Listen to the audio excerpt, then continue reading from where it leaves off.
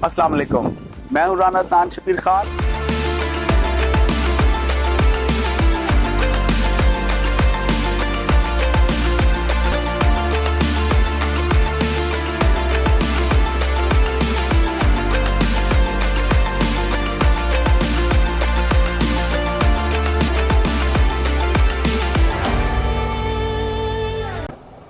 अस्सलाम वालेकुम, मैं हूँ राना अदनान शबीर खान और आप देख रहे हैं नवाए फिक्र।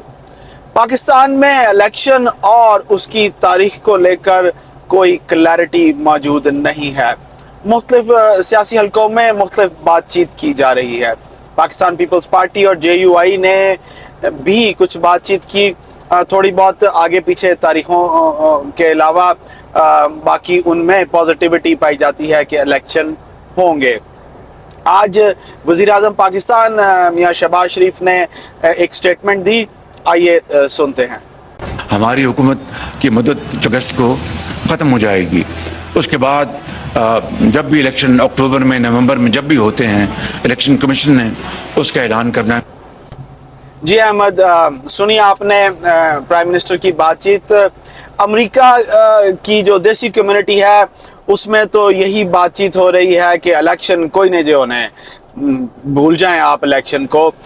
लेकिन पाकिस्तान के गली मोहल्ले और ड्राइंग रूम में क्या बातचीत हो रही है और क्या एनवायरनमेंट है, चलते हैं अहमद के पास और उनसे पूछते हैं। जी अहमद। जी अस्सलाम वालेकुम राना साहब। वज़ीर आज़म शहबाज शरीफ साहब ने आज 2-3 जगह पे खिताब किया और एक खिताब में उन्होंने बड़े वाज़ेह तौर पे ऐलान किया कि 14 अगस्त 2023 को उनकी हुकूमत की मुद्दत ख़त्म हो जाएगी और वो हुकूमत छोड़ देंगे। तो उसी वाली कोई ऐसी बात नहीं। ये कल वज़ीर कानून भी कह चुके हैं, पीपल्स पार्टी भी बार बार इसको कह चुकी है। अब 2 ऑप्शन उसमें कानूनी तौर पे बनती हैं।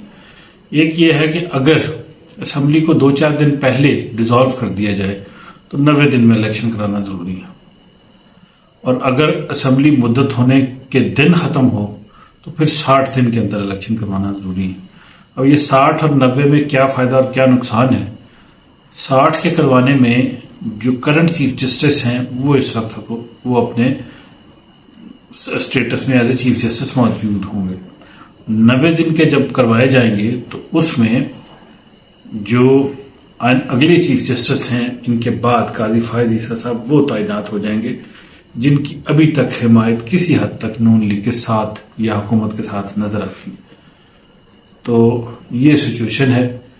अब देखते हैं कि क्या चीज़ें फर्दर डेवलप होती हैं। जो आज तक के वज़ीर आज़म का खिताब और वज़ीर कानून की सारी सिचुएशन है, और वो जो मौलाना फजलुल हक साहब की नाराज़गी थी कि नहीं 1 साल गवर्नमेंट को आगे लेके चलें, असम्बली को 1 साल एक्सटेंशन दे दें, तो कानूनन तौर पे बनता तो नहीं है खींचतान के सुप्रीम कोर्ट से अप्रूवल करवा के ऐसा करवाना बन रहा था। लेकिन मुद्दत ख़त्म होने के बाद दोबारा हुकूमत रिक्रिएट नहीं हो सकती। एक दफ़ा ख़त्म हो गई तो फिर ख़त्म हो गई, तो फिर इंटरिम गवर्नमेंट ही है। इंटरिम गवर्नमेंट को कोई लटकाना चाहे तो वो उनकी मर्जी है।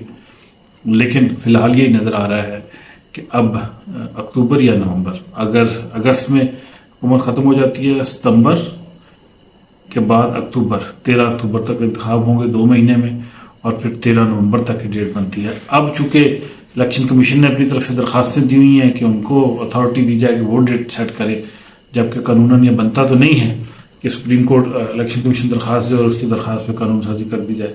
लेकिन देखते हैं कि तारीख किसकी तरफ से आती है और कब इंतखाबात होते हैं। लेकिन अब ये काफ़ी वाज़ेह होता जा रहा है कि ये हुकूमत तो नहीं स्टे कर रही। इंटरिम गवर्नमेंट होगी और उसके बाद फिर इंतखाबात होंगे, और यही सिचुएशन फिलहाल नजर आ रही है। जी राना साहब। परवेज खटक साहब को PTI ने पार्टी की रुकनीत से फारिग कर दिया। परवेज खटक साहब पे इल्ज़ाम है कि वो मुख्तलिफ लोगों को इन्फ्लुएंस कर रहे हैं कि आप पाकिस्तान तहरीक इंसाफ को खैराबाद कह दें। परवेज खटक साहब धड़ेबाजी की सियासत को जानते हैं, पहचानते हैं और धड़ेबाजी ही की सियासत करते हैं। KPK में PTI को मुनज़्ज़म करने में परवेज खटक साहब का एक बहुत बड़ा किरदार है। उनके जाने के बाद PTI की क्या कंडीशन होगी KPK में, یہ پوچھنے کے لیے ہمیں جانا پڑے گا احمد کے پاس، اور احمد سے پوچھتے ہیں کہ خٹک صاحب کے جانے سے پی ٹی آئی کو کیا نقصان ہوگا. جی احمد. جی رانا صاحب، خان صاحب نے پی ٹی آئی نے پرویز خٹک صاحب کی جو کو پارٹی سے نکال دیا. پرویز خٹک صاحب جو کے پی کے وزیر اعلیٰ رہے، پھر وزیر دفاع رہے، اور جب وہ وزیر دفاع بنے تو انہی کے کہنے پہ محمود خان صاحب کو کے پی کا وزیر اعلیٰ بھی لگایا گیا، جو سوات کے عمرہ میں سے تھے.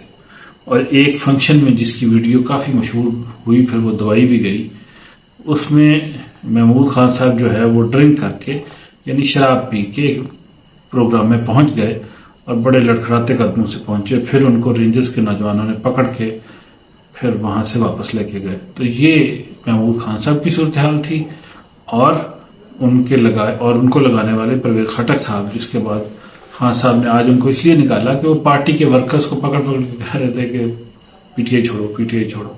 تو ان کے اس حرکت کی وجہ سے پی ٹی آئی نے ان کو نکال دیا. اب بہت سارے لیڈر چھوڑ گئے ہیں، بہت سارے لیڈر پارٹی میں ابھی بھی ہیں، کچھ خاموش ہیں، کچھ چھپے ہوئے ہیں، کچھ بول نہیں رہے تاکہ ان کے اوپر ہاتھ نہ پڑے. کچھ محمود قریشی صاحب کو بڑے طریقے کے ساتھ پہلے اریسٹ کیا گیا، 9 مئی میں موجود ہی نہیں تھے، تو بعد میں یہ صورتحال دی گئی کہ وہ پارٹی کو چلائیں گے، خان صاحب نہیں ہوں گے. تو بڑی پی ٹی آئی کے حوالے سے آپس میں بڑی عجیب سی صورتحال بنی ہوئی ہے، اور ایک ٹف پیریڈ ضرور ہے خان صاحب کے لیے کہ وہ پارٹی کو کس طریقے سے لیڈ کرتے ہیں اور اس سارے کرائسس سے، پولیٹیکل کرائسس سے نکال کے آگے لے کے جاتے ہیں. اگر الیکشن ہو جاتا ہے تو پھر تو ان کو امید ہے کہ جس طریقے سے آزاد کشمیر، گلگت بلتستان، کے پی اور پنجاب میں ان کی حکومت تھی، ان چاروں صوبوں میں سے 4 نہیں تو 3 میں سے کم از کم ان کی حکومت واپس آ جائے گی. کے پی میں تو، گلگت بلتستان میں تو ابھی بھی ہے لیکن صرف وہ رکی ہوئی ہے، کشمیر میں بھی بحال ہو سکتی ہے، لیکن پنجاب اور کے پی میں زیادہ میٹر کرتی ہے. اگر یہ 2 صوبے بھی وہ دوبارہ لے جاتے ہیں صوبائی انتخابات میں تو پھر کافی امپورٹنٹ ڈیولپمنٹ ہو جائے گی ان کے لیے. اور سینٹر میں وہ کتنے ووٹ حاصل کر پائیں گے، کتنی سیٹیں حاصل کر پائیں گے، تو وہ بھی ایک کہہ لیں کہ انٹرسٹنگ سینیریو ہوگا جو اب دور نظر نہیں آتا. الیکشن بھی قریب ہیں اور پارٹیوں کی لسٹیں، الیکشن کمیشن کی تیاری ساری جو ہے وہ ہوتی نظر آ رہی ہے. تاہم ابھی بھی کچھ لوگ کونے خدرے بیٹھے ہوئے یہ بات بار بار کہہ رہے ہیں، الیکشن نہیں ہونا، الیکشن نہیں ہونا، الیکشن نہیں ہونا. تو ایک قسم کا ماحول میں کھچڑی ضرور ہے، لیکن اب جتنا وقت گزرتا جا رہا ہے اس میں یہ واضح ہوتا جا رہا ہے کہ الیکشن اب ضرور ہوں. جی رام صاحب. پاکستان کو کل سعودی عرب سے $2 ارب ملے تھے، اور آج متحدہ عرب امارات نے بھی $1 ارب دے دیا، اور ان 2 دنوں میں $300 ارب پاکستان کے اسٹیٹ بینک میں جمع ہو گئے. یہ ایک پری کنڈیشن تھی آئی ایم ایف کے پروگرام کی، اور آج اس پری کنڈیشن کے پورے ہونے کے بعد آئی ایم ایف کا پروگرام بھی سائن ہو گیا. چلتے ہیں احمد کے پاس اور ان سے پوچھتے ہیں کہ عام آدمی کو اس سے کوئی فائدہ ہوگا یا یہ صرف بات چیت اور نمبر گیم ہی ہے. جی احمد. جی رانا صاحب، آج ابھی تھوڑی دیر پہلے آئی ایم ایف نے واشنگٹن اجلاس میں پاکستان کے لیے پروگرام اپروو کر دیا. 9 مہینے کا یہ پروگرام ہے، $3 بلین کی اماؤنٹ ہے. $1.1 بلین ہمیں فوراً مل جائے گا، باقی 2 ریویو اور ہوں گے، جو 1 نومبر میں اور پھر 1 آگے جا کے ہوگا. تو اس میں پھر جو ہے نا باقی رقم بھی پاکستان کو ملنے کی امید ہوگی، اگر پاکستان کی جو اقتصادی صورتحال ہے اس میں بہتری رہتی ہے آئی ایم ایف کے دیے ہوئے ٹارگیٹس کے مطابق. اس سے پہلے آج دن میں یو اے ای نے بھی $1 بلین پاکستان کے خزانے میں جمع کروا دیا. $2 بلین کل سعودی عرب نے دیے تھے، $1 بلین یو اے کی طرف سے آ گیا، تو $3 بلین دوست ممالک کی طرف سے آ گئے. اس سے پہلے تقریباً $3 بلین کے ہی لون ہیں جو چائنا ری شیڈیول کر چکا ہے. تو اس طریقے سے تقریباً ہمیں پچھلے کہہ لیں کہ 1 مہینے کے اندر $8 بلین کا کسی نہ کسی طریقے سے قرض جو دینے والا تھا اس کی مد میں نہ صرف فائدہ ہوا بلکہ جو نہیں دینے والا تھا اس میں بھی کہہ لیں کہ اضافہ ہو گیا. نئے پیسے بھی آ گئے، انویسٹمنٹ بھی آ گئی، ڈپازٹس بھی آ گئے. تو یہ مالی طور پہ بہت بہتر رہا آخری یہ ہفتہ تو. اور اس میں بھی اسٹاک مارکیٹ نے بار بار اپنے بیریئر بھی بریک کیے اور پھر ڈالر کی قدر جو تھی وہ بھی واپس آتی گئی، یعنی روپے کی قدر بڑھتی گئی. تو اس سارے سینیریو میں کہہ لیں کہ حکومت کے جانے کا تو تقریباً 1 مہینہ باقی بچتا ہے، 1 سوا مہینہ ہے، لیکن اس میں یہ جاتے جاتے اچھی پازیٹیو خبریں دیکھے جا رہے ہیں. اس سے ووٹس پہ تو شاید اتنا فرق نہ پڑے پی ایم ایل این کے، پی ڈی ایم کے، لیکن یہ ہے ملک کے لیے یہ اچھی خبر ہے. اور اگر ووٹ پہ بھی اچھا فرق پڑ جاتا ہے تو یہ نون لیگ کے لیے خوشائند ہوگا، کیونکہ مین اسٹے تو انہی کا ہے. پیپلز پارٹی کے پاس تو ویسے کافی اسٹرینتھ ہے اور ان کے ووٹ بینک کو اتنا خطرہ بھی نہیں ہے. ریدر انہوں نے جو کراچی میں اسٹریٹجی رکھی ہے اس سے ان کو زیادہ اچھا چانس ملنے کی توقع ہے کہ اگر وہ 2 مہینے میں کچھ اچھی پرفارمنس دے جاتے ہیں تو کراچی سے کچھ سیٹیں نکال گئے تو ان کو اور بھی فائدہ ہوگا. تو کافی کہہ لیں کہ کلوز کمپٹیشن ہوتا جا رہا ہے جیسے جیسے الیکشن کا وقت قریب آتا جا رہا ہے. تاہم اقتصادی طور پہ یہ ہفتہ بہتر رہا اور اچھی خبریں اس میں آئیں. پاکستان کے لیے IMF نے پروگرام بھی اپروو کیا اور سعودی عرب اور UAE سے پیسے آئے، تو یہ کہہ لیں کہ کافی مثبت سینیریو ہے اکانومی کے لیے. تاہم چیزیں فی الحال سستی نہیں ہو رہی، مہنگائی اسی طریقے سے ہے، لوگ اسی طریقے سے پریشان ہیں. جی رانا صاحب. خواتین و حضرات، آج کے اس سیاسی ماحول میں کچھ سوالات پیدا ہوتے ہیں. کیا عمران خان صاحب اگلے الیکشن میں حصہ لے پائیں گے؟ کیا نواز شریف صاحب کی عملی سیاست میں واپسی ہوگی؟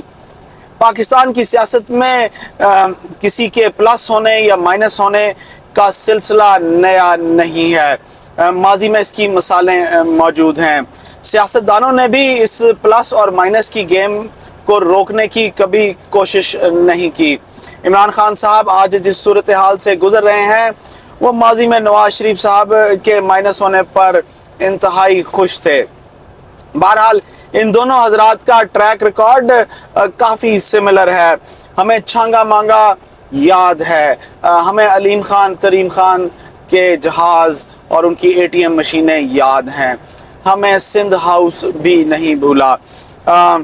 نواز شریف صاحب کا مجھے کیوں نکالا سیزن 1 تھا اور عمران خان صاحب کا رجیم چینج آپریشن کا بیانیہ میں اسے مجھے کیوں نکالا سیزن 2 کہتا ہوں. خواتین و حضرات، یہ سلسلہ کب تک چلے گا؟ ہمارے سیاستدانوں میں جمہوری رویے کب آئیں گے اور یہ ایک دوسرے کو برداشت کرنے کی سیاست کو کب پروان چڑھنے دیں گے؟